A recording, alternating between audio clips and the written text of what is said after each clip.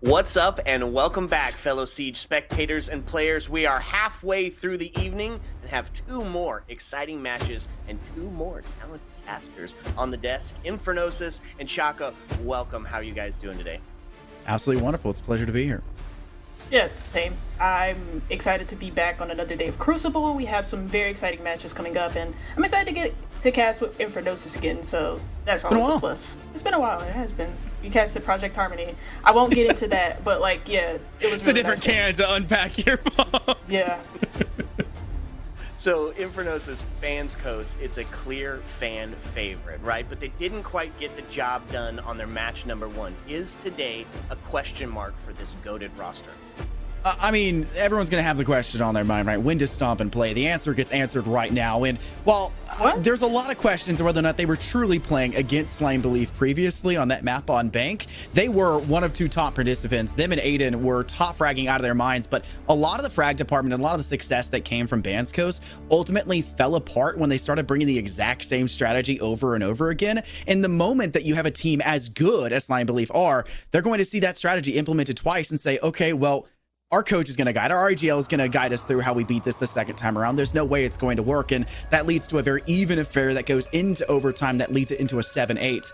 Something has to be fixed for Bandscoast. Hopefully a little bit of an extra day to think things through will have them reevaluate because it's just way too one-dimensional right now. Okay, so a little bit of adaptation is what's going to be required. A little bit of being more proactive instead of reactive. It's not bad, right? So, Chaka, up next, do they live up to the hype of their name, right? Is this match more in line with their potential frag capabilities of this roster? While I think their frag capability is quite good, they do have some good individual players on this roster.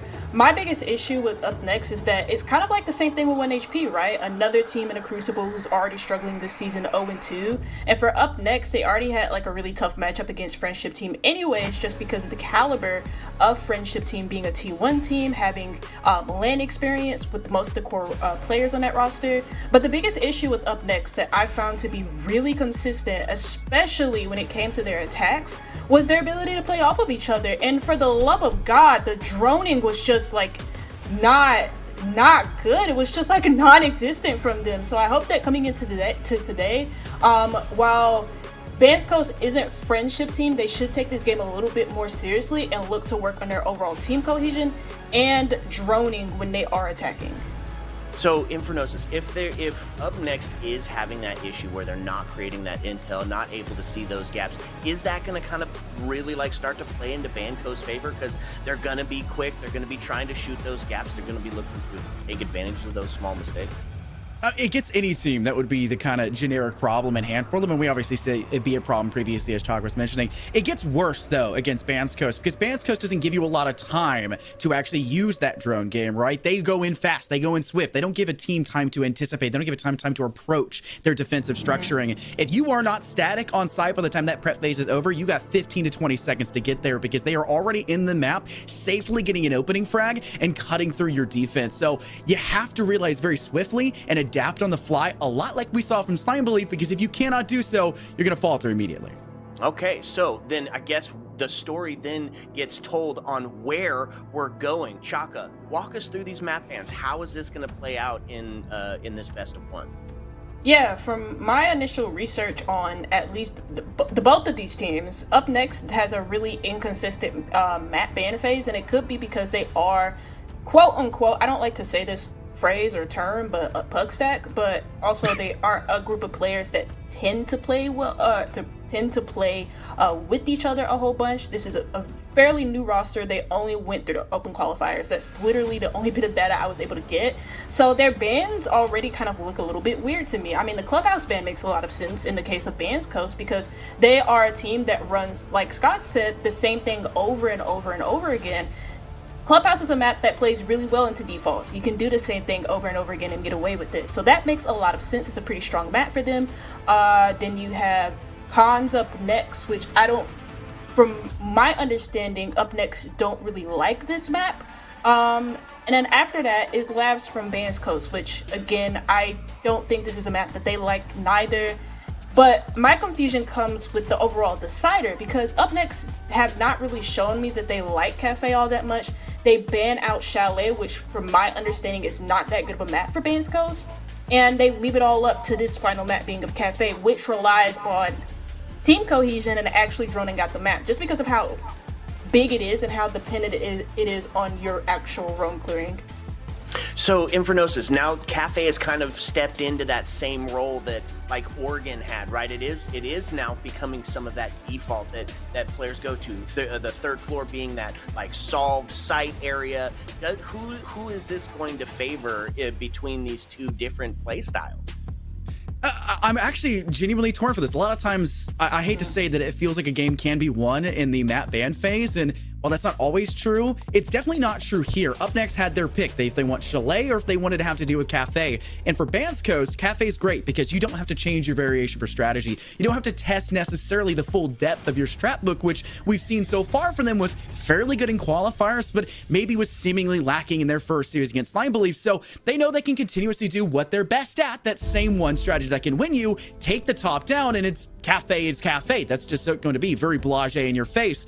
This is something that you can play heavily against if you're Up Next. You see it once, well, next time around, do what Slime Belief did and just shut that down in its implementation. The problem is Cafe is not easy to do that, even if you know what the strategy is. So you're taking a gamble that you can out-finesse, out-clinical the competition with utility, with proper information, whether it be drone work on offense or cam work on defense and pixel peeking without getting your head ripped off by stomping or aiding on the other side. And I just don't know if that's something that's entirely doable, what we've seen so far from Up Next, but I do know that Bandscoast can be shut down, and it's going to be a test to see if it can happen here.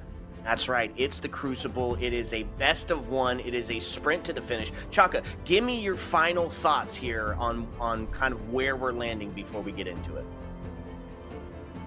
I don't know, cause like you could tell that during like the veto phase or the bat ban phase, pick phase, whatever, that I was like totally confused on like just the map picks or the map bans in general, because I didn't really get a good idea of where. Not only, it wasn't Bandscoast, it was mainly just Up Next, where they actually like to play, because for Bandscoast, they have a lot more info in them. Of course, they played in Element 4. I think they played in the TPO Winter Series. They played open qualifiers on Crucible, so you can feed that info into Liquipedia and then get some good maps coming your way, and you can get a good idea of what they play on. Cafe is a map that they played in open qualifier number 1. The same qualifier that they just smoked every other team in, and they beat Carnico on that map 7-1. So clearly the main strength with Bandscoast that might screw up Next is the fact that they can actually play well off of each other and use their drones properly. Yes, they do the same thing over and over again, but they at least do it together and they do it well. Consistency is key. The Crucible is the test, and it's a best of one, and we are ready. Infernosis, Chaka, take us away.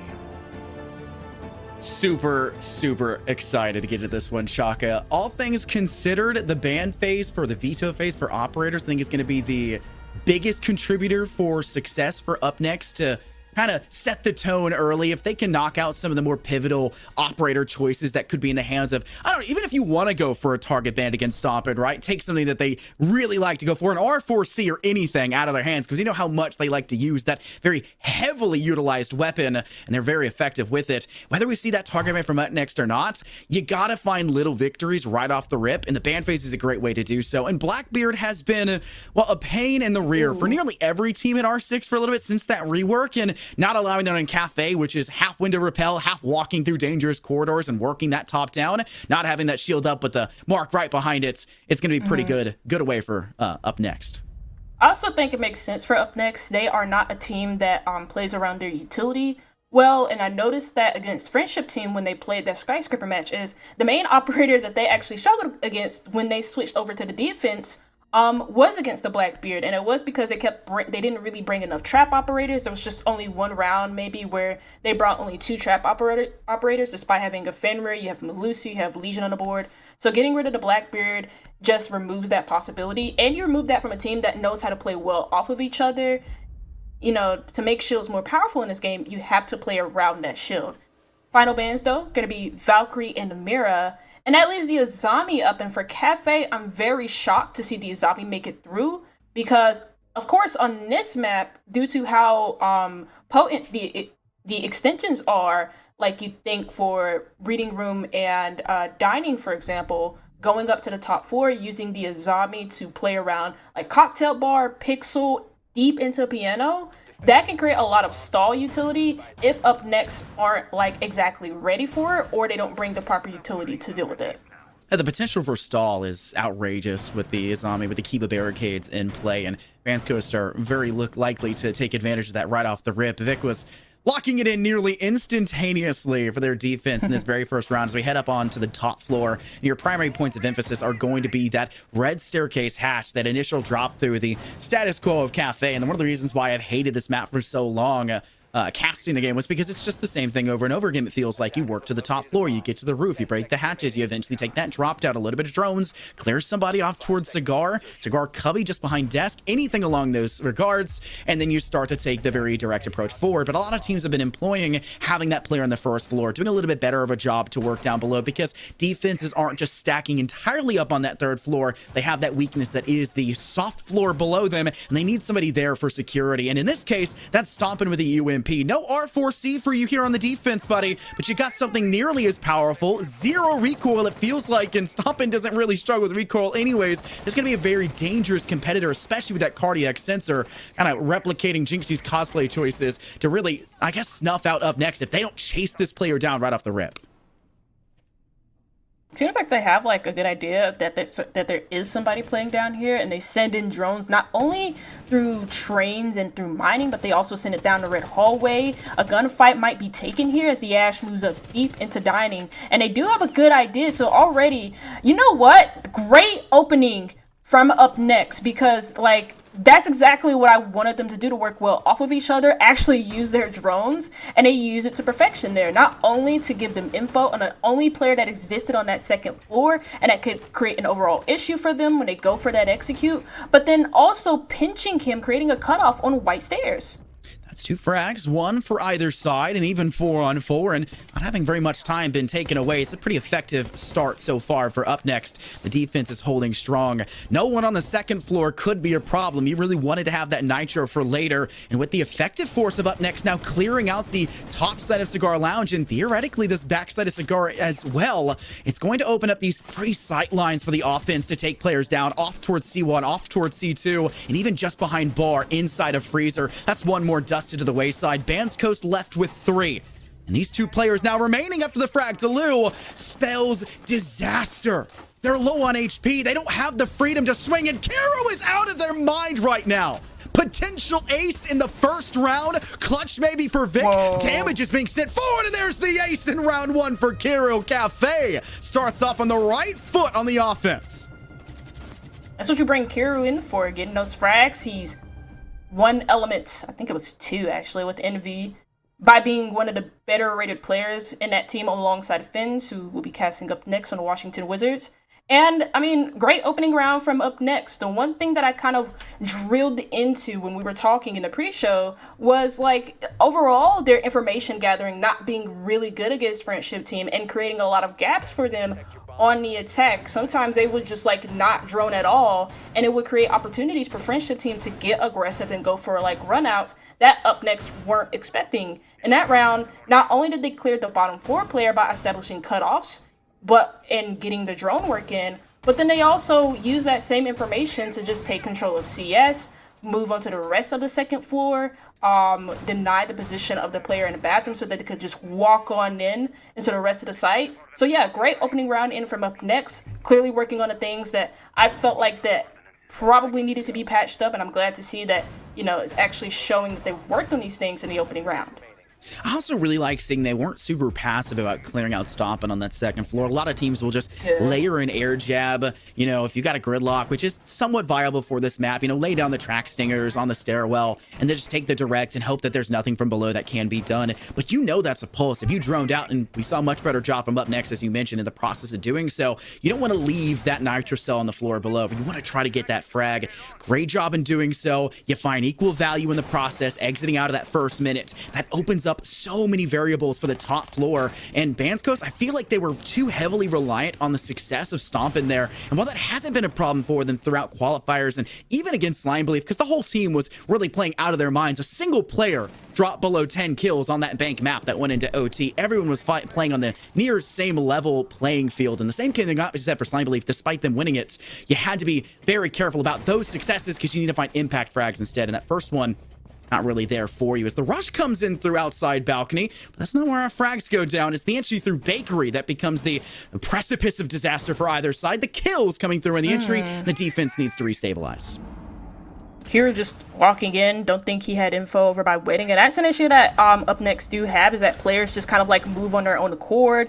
There is no like call for a reset at times, and so they lose the opening kill, or they lose the not the opening kill, but they lose a quick trade onto Kiru, who is the Brava. So you have these Melusi traps that you still need to get rid of, especially when you try and go in through prep, for example. They won't have that opportunity to do that anymore. But at the moment, Up Next have done a fantastic job of not only clearing the utility, but finding valuable picks. That's not only the Goyo down in bakery, but also the smoke, with all of those smoke grenades now gone. And you get free information coming as well. I mean, Ryan sitting on staircase knows that they have a peek towards VIP, but they just can't clear that out. Stompin, who was kind of unsung last round, is able to spring forward in round 2, securing a very pivotal frag to net things back into an even 3-on-3. And a lot of what Up Next we're trying to bring to the table there has been torn asunder. And make matters worse, Taizao joins them in the afterlife. It's just Safehold and Ryan, who was very clutch just yesterday with 3 rounds being carried for them over on Consulate. Can the same thing happen here again? The problem child at hand here, Chaka. You're playing as a blitz. There's no rifle in your hand. This pistol has to be perfect, because Bandscoast as an overall level are one of the more clinically talented players. Despite their usurpance from consoles, they have no problem playing that so well here onto PC in the Crucible. As there's another frag. Ryan too deep, maybe too deep towards prep, off the board, leaving Safehold in a 1v3.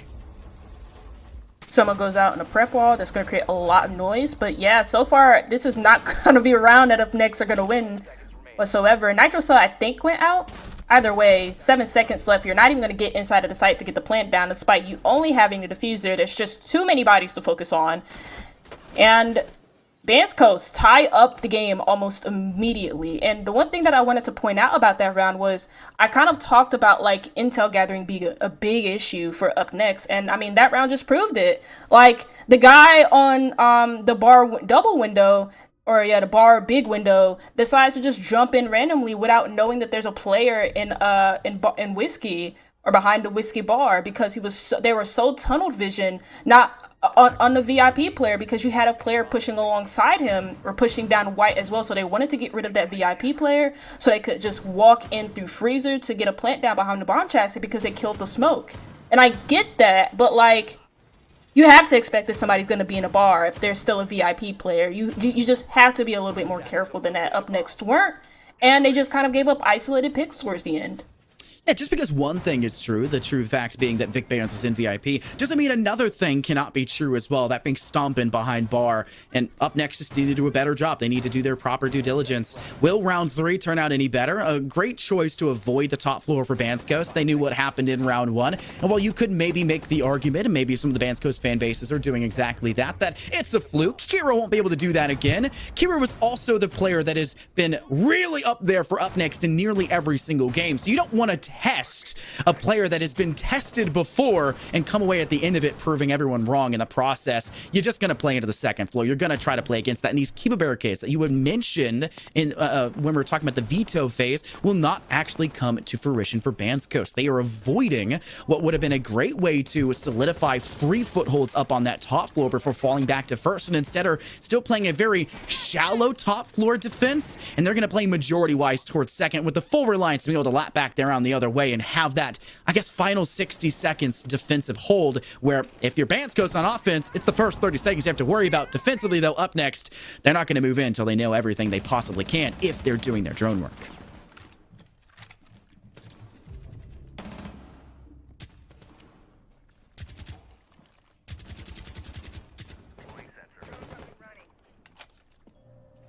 Despite the fact we've seen a first loss come out from Bandscoast.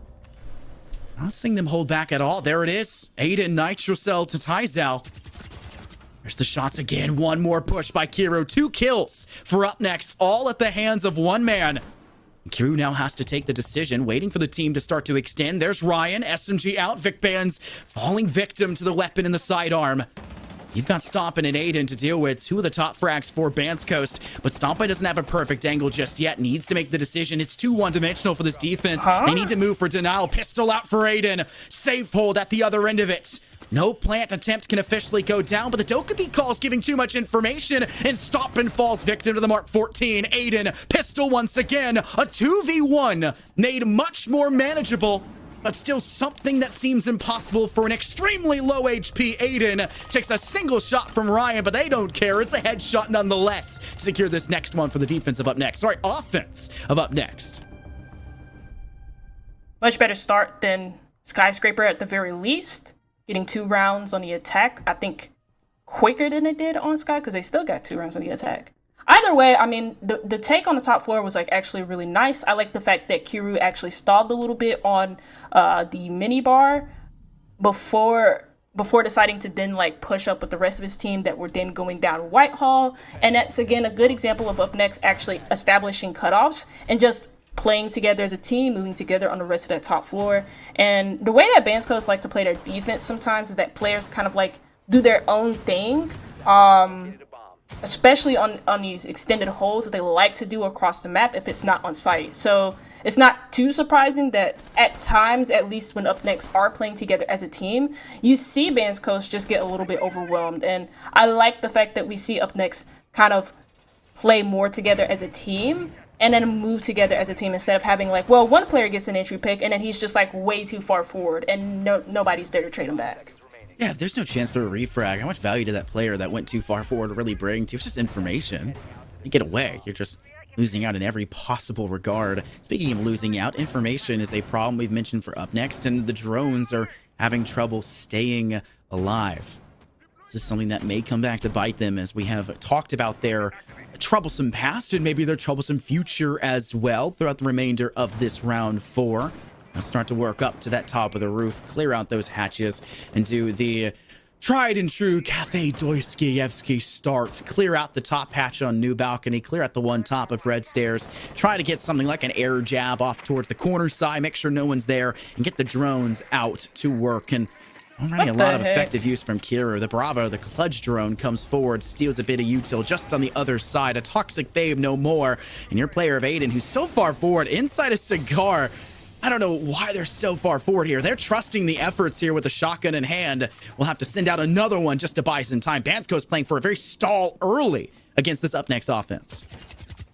And I think the reason why he's there is just to deny the push down red. And you can see that's like forcing a whole rotation from Up Next when they could just wait for the smoke to clear and then drop down red and then clear the CS player because you have no more utility to hold it. And that's why you see James, or Aiden, sorry, go and displace himself from CS, go all the way back into Cigar Lounge and just hold the rest of the top floor with the rest of his team. So they clear out of this area, but that took them so long to do, and you still have some of this top floor to clear left if they're not going to do if they are going to do a full take, which on this site you luckily don't have to do.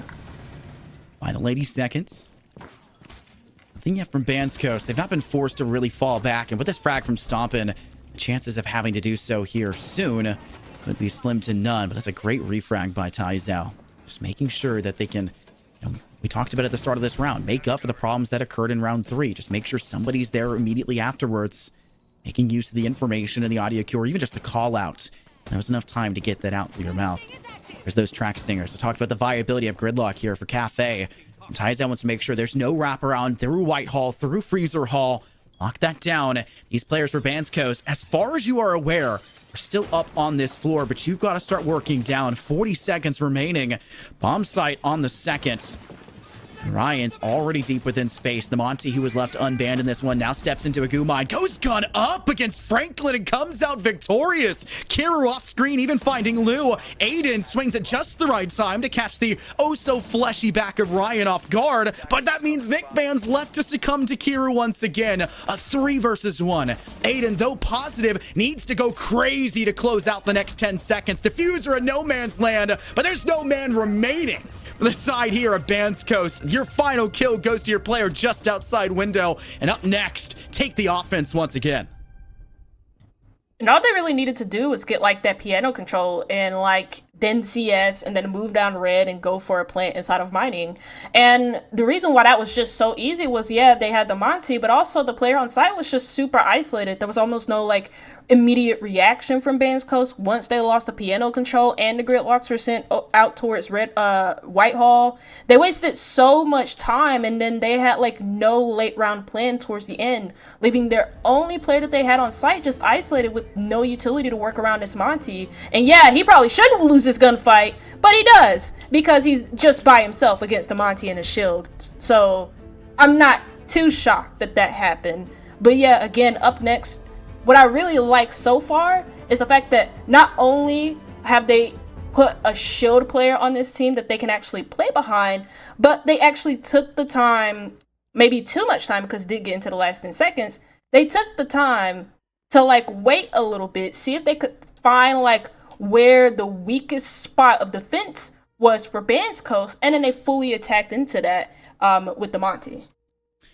Mentioned this just yesterday, I believe, actually on Consulate. The great thing about a Monty is they're essentially a mobile tank, but a tank can only do so much without the gun on top of it. The gun needs to be a teammate, however many it is, strap a couple up on top and pray.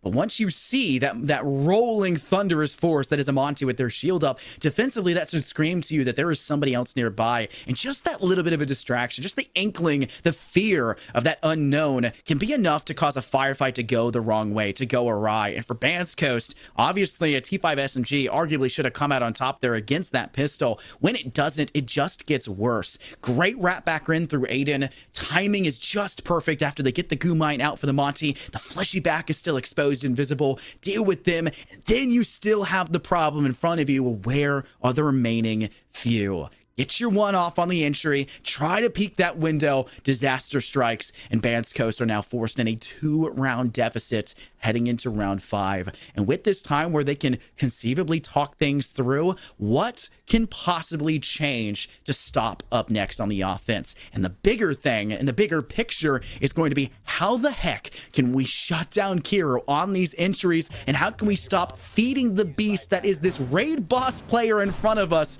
to stop the 10-3 onslaught they brought in towards us so far? And I mean, the main reason why they're probably getting so punished right now on their defenses is because, like I said, for those extensive plays or for defenses where you're required to go for extensions, sometimes they don't really know how to play off of each other very well. I mean, that last round was an example of it. They immediately lose piano control. They play all the way back into cocktail because they expect up next to fully clear the map. But for that side of mining, like I said earlier, you don't need to do that. You can just take ticket, you can take piano, you can then go down red and isolate the player in mining, and that's exactly what they did. There was almost no support for him. So it's just recognizing when they need to rotate back to site to help their players and when they need to play for trades, because right now that's kind of like one of their biggest weaknesses, and it's not only showing up here right now against Up Next, it also showed that against Slime Belief when they played them yesterday. Let's touch on the problems we saw in the previous round with this exact same objective from Bandscoast, or more so Up Next's offense. You had Ryan, who was taking wide stairs and gave the information that VicBands was still, in fact, inside of VIP. But the call-out was not made from within inside the house. That stomping was still behind that whiskey bar. So call-out has to be made. Drone work has to be done. And the same exact entry now coming forward for Up Next. Send Ryan out through balcony door, take control of reading, clear out the second floor, have the player behind it. Well, this is not a Monty, so it's not necessarily a tank. It's more like, an APD, I think is the term for an APC. It's fast on its own. It's dangerous because it can roll over you. And worst case scenario, it's got a little bit of firepower through some slits on its side. That is what a Blitz can bring to the table. And up next, we're using it for information in that speed, the effectiveness on clearing out that second floor. And I'm not seeing any extension so far from Bandscoast. They like to sit on this site. They want to trust that code check player. They want to trust the player inside Small Bakery. But we did see that Small Bakery window get peeked previously by Up Next. And we did see Kiro get taken down on an entry that was a little bit weird to just walk straight into Bakery, but that may not matter since they'll likely more than not learned their lesson and will change up the flow of round 5 from we had previously. And there it is from top down. The danger is there, and Kiro cleans that up from nowhere. Wow, there's Franklin now dusted. You have a player just outside of the Bakery double door holding the Bakery player so that Kiro can just play here inside of Small Bakery. This isn't a White Stairs take like I initially thought. They just fully switched it up to a Bakery take instead, and they're doing quite well in taking it. Though Tox does die inside of Bakery, and you still have Kiro inside of Wedding trying to make an impact with the player on red using the shield. And while he does find this pick, he may just find a second, and he does. It's a quad kill for Kiro, and Lou does find the trade, but he's in a 1v2 with the Blitz still on the board. And of course, he's not going to win a single gunfight while he's full white like that. It's Up Next to find their 4th on the board, and Bandscoast to fall on the defense. You may have a body up in a 1v2, but you have no eyes up and looking at the competition, and those have been clearly torn apart. Insert the SpongeBob gif my eyes at any point. It's just Bandscoast trying to play against Kiro, and Kiro just being better, which is not inherently true, but Up Next are feeding into the ego right now and allowing for this player to do so. It's a team effort. And Up Next, when they're lacking information, like we saw in the approach down onto that first floor previously in the one win we saw from Bandscoast, we saw the problems back into arise. Kiro walks into a blind spot, gets taken down, and now watch them adapt. Watch them change it up, where Bandscoast were playing the exact same thing nearly again, and we said that was a problem against Slime Belief, and they cannot allow that to happen. What happens?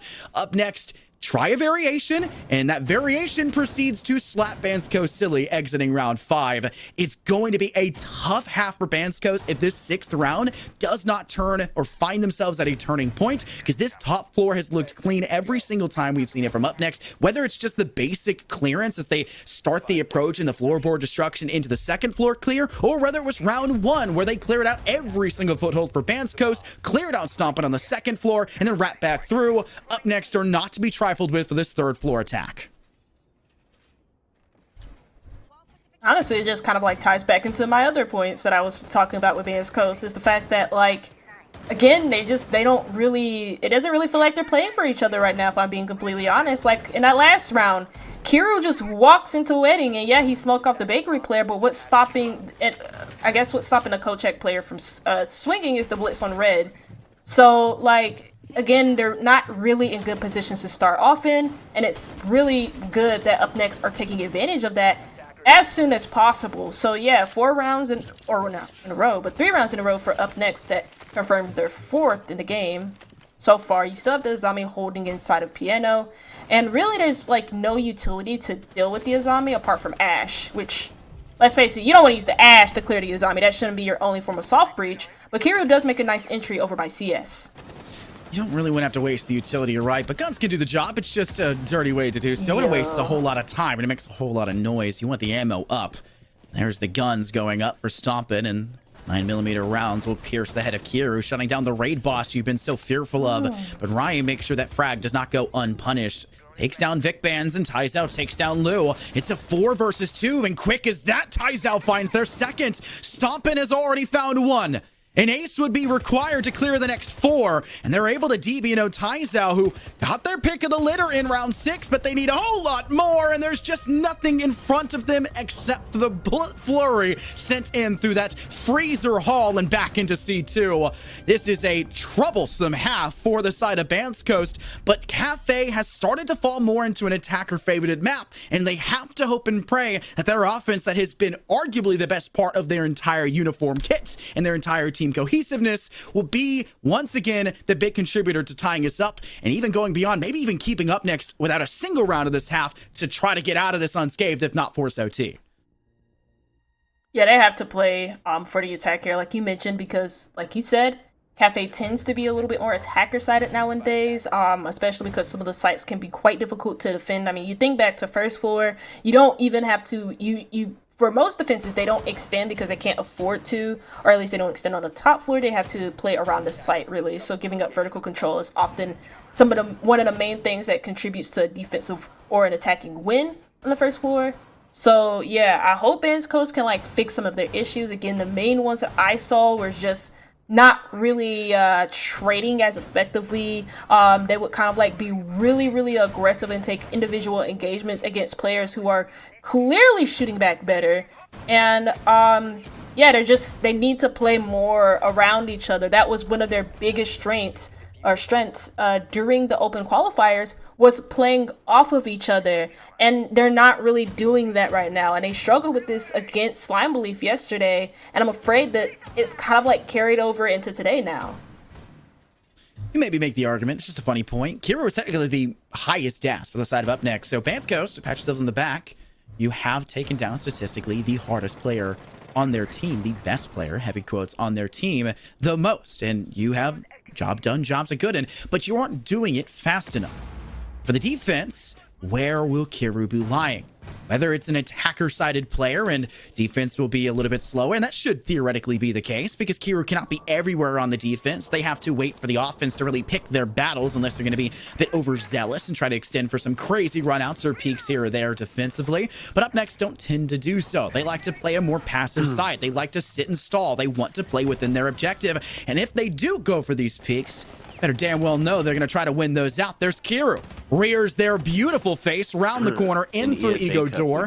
Gets rid of Lou on the opposite side. No more Dokkaebi calls for the offense. You didn't get any of those out in the first place. Where are you going to try to find that info now? You got to pray for some dirty angles, and stomping the 1v1 of a lifetime for those fans out there is able to shut down Kiru and open up this round possibly for Bandscoast, who's still got to get the third floor here, Chaka, to work their way down to the actual objective.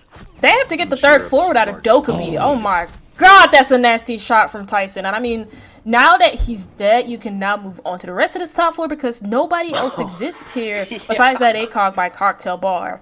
But Bandscoast don't really have a lot of ways of making the vertical, barring what you want to use a Selma charge, really, or the breaching charges. So that's going to be quite difficult to make like relevant vertical angles, especially deeper into sight, to hold off any person that might want to swing when you try and plant behind that bookcase. But they are going to make the rotation anyways to plant behind the bookcase, which will be expected from Up Next. But the issue is that they have to swing because they have like no form of like throwables to deny the plant, like no smokes, and they have 0 nitro cells because for some reason Safehold has already used his. All right, breach now inside of that reading door. Talks chance to maybe go for a pink, but this is something that is going to be more so reliant on Ryan too deep with a crossfire. They tried to head on over towards mining, now having to lap back through train. Shots are connecting towards Franklin, and they haven't given up just yet on that side. Look at the aggression from Aiden, though, trusting that they can swing straight through that. Deals with reading. Vic now off to Ryan, and that rotating the wraparound in through that library side.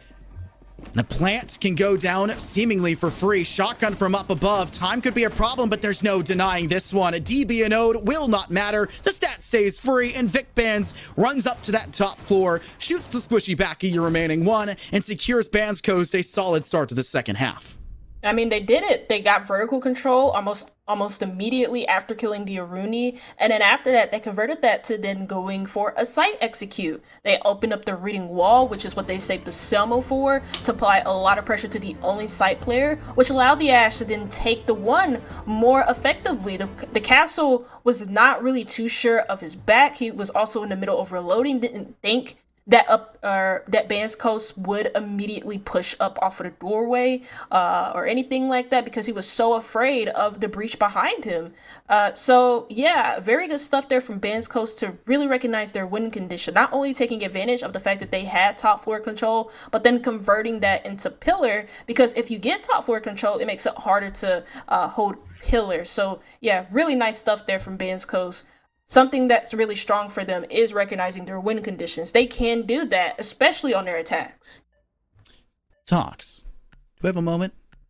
Maybe this timeout will kind of help things out I know the limelight's kind of been stolen in that first half, but 0 kills in round 8 in the year 2025 is a bit crazy, but it is Cafe, and crazier things have happened. You got to hope for a little bit of crazy if you're Bandscoast. A recovery after the performance of that first half will be needed.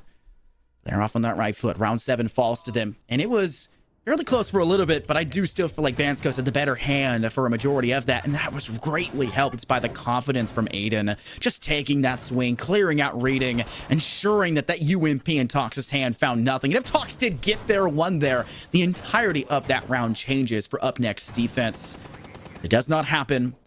We do not see the Doctor Strange multiverse of madness and the crazy changes in the fate of future unfold. And Up Next, we'll have to go now 3 rounds, despairing between these two sides, entering into round 8, where they want to see things through once again to the same exact site and say, Bandscoast, you may have beat us last time, but twice, shame on us. Does not seem to be too much of a change, but there is enough to, I would argue, Bandscoast could have their money cut out for them, and maybe a choice change, I would say, for the side of Up Next, rotating that Jaeger off of Ryan, now over to Kiru, and Ryan can pick up instead the Kiba barricades from Azami, negating the lesion we had previously in the previous round.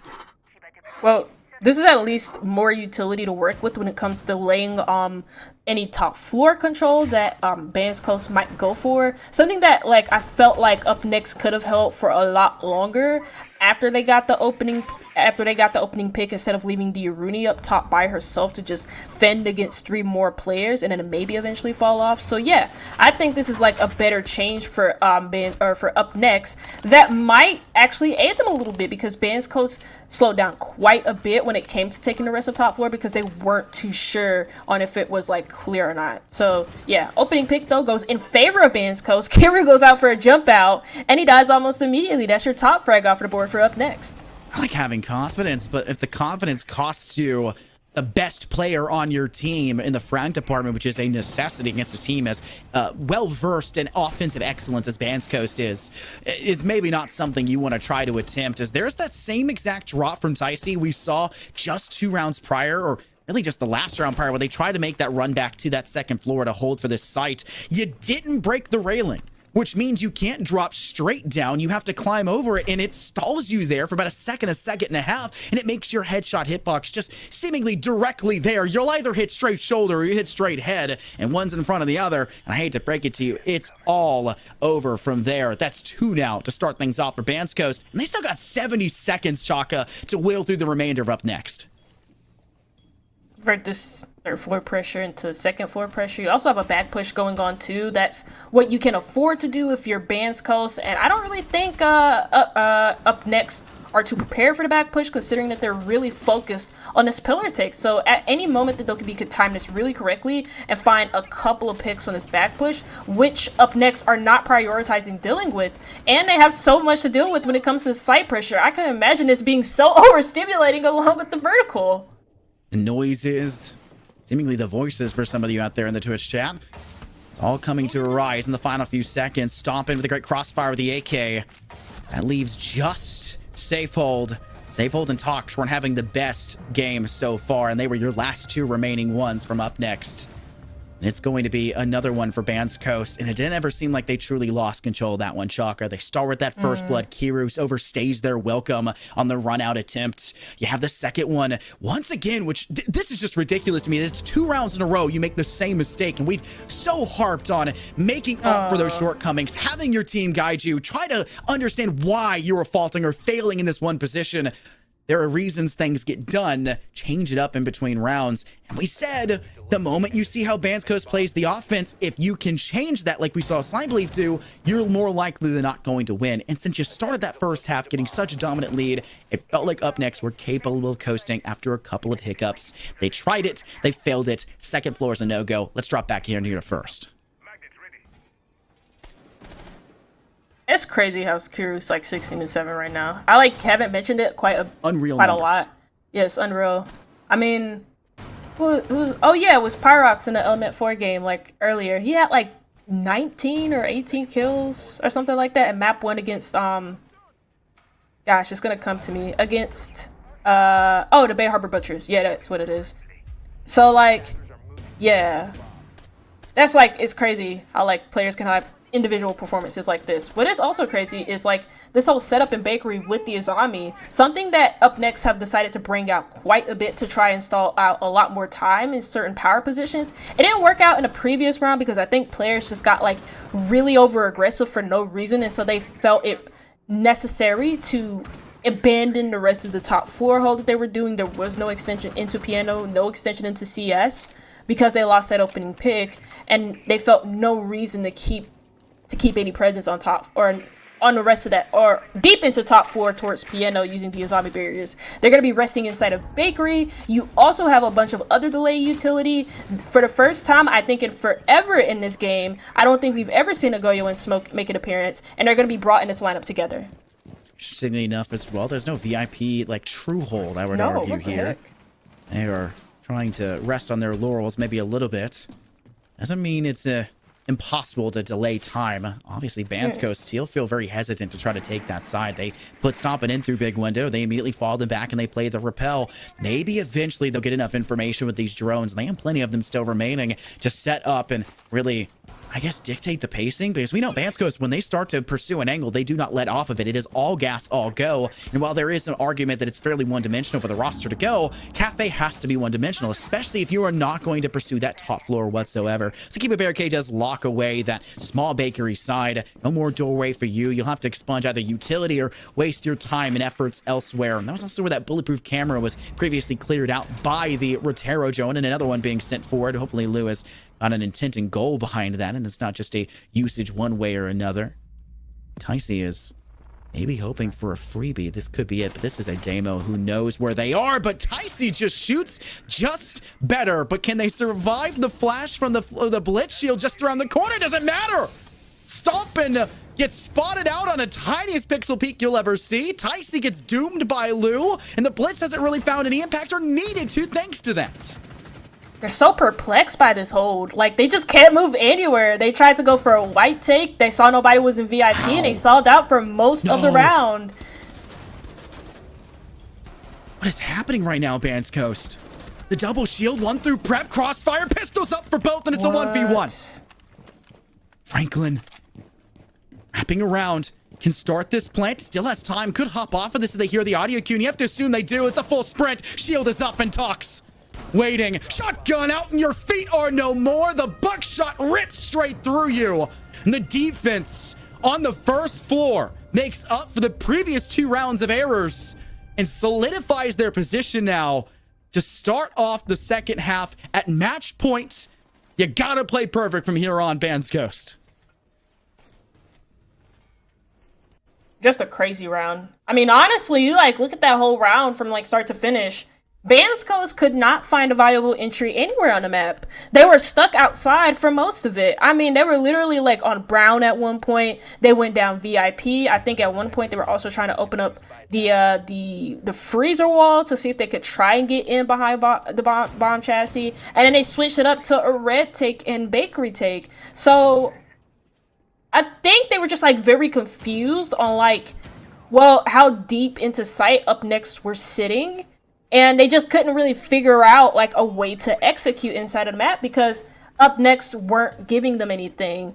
And this is something that I kind of like, I had a conversation with Sirius about just outside of this game because I didn't get a chance to fully watch Bandscoast the other day, apart from a couple of rounds before it went into OT.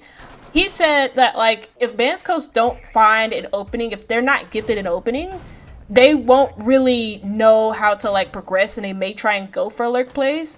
But it most likely will not come to anything. And I think that round kind of proved it because they didn't really know where they wanted to execute from because they just went all over the map with no meaningful progression. Hero. The intent is there. You get your trade. You trade out. It's a one-on-one, but I'd have liked to have that player still standing. Good news, if you're Hero, if your team loses this one out because you're non-existent, then the next round you'll have a chance to get up to that 19 kill margin you had mentioned just a little bit earlier for the Element stream. If you can go above and beyond that, because Bandscoast have not necessarily found the perfect answer to your style of play and the success at your hands just yet. Bandscoast on the offense, everyone is firing together. It's a very even game. I like to say a team that frags together wins together.